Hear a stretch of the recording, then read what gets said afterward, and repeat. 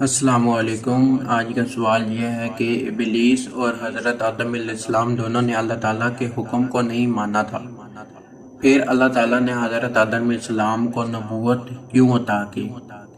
اس کا جواب یہ ہے کہ جب اللہ تعالیٰ نے حضرت آدم علیہ السلام کی تخلیق کی تھی اور فرشتوں کو حکم دیا تھا کہ حضرت آدم علیہ السلام کو سجدہ کرو، تمام فرشتوں نے حضرت آدم علیہ السلام کو سجدہ کیا سوائے ابلیس کے۔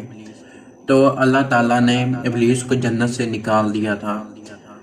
پھر ابلیس نے حضرت آدم علیہ السلام کو ورگلایا، کیونکہ اللہ تعالیٰ نے جب حضرت آدم علیہ السلام کو جنت میں بھیجا تھا تو ساتھ یہ بھی کہا تھا کہ اس پھل کے نزدیک نہ جانا ورنہ تم ظالموں میں سے ہوگے۔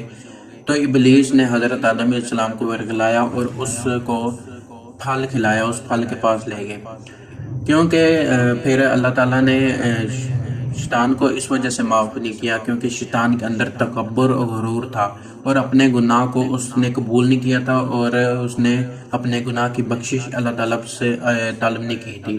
لیکن حضرت آدم علیہ السلام کو غلطی کے بعد بھی اللہ تعالیٰ نے حضرت آدم علیہ السلام کو نبوت عطا کی تھی، وہ اس لیے کہ حضرت آدم علیہ السلام نے اپنی غلطی تسلیم کر لی تھی۔ انہوں نے کہا تھا اللہ تعالیٰ ہم سے غلطی ہو گئی ہے، ہمیں معاف فرما دیں۔ انہوں نے اللہ تعالیٰ سے توبہ کر لی تھی، اس وجہ سے اللہ تعالیٰ نے حضرت آدم علیہ السلام کو معاف فرمایا اور ان کو نبوت عطا کی۔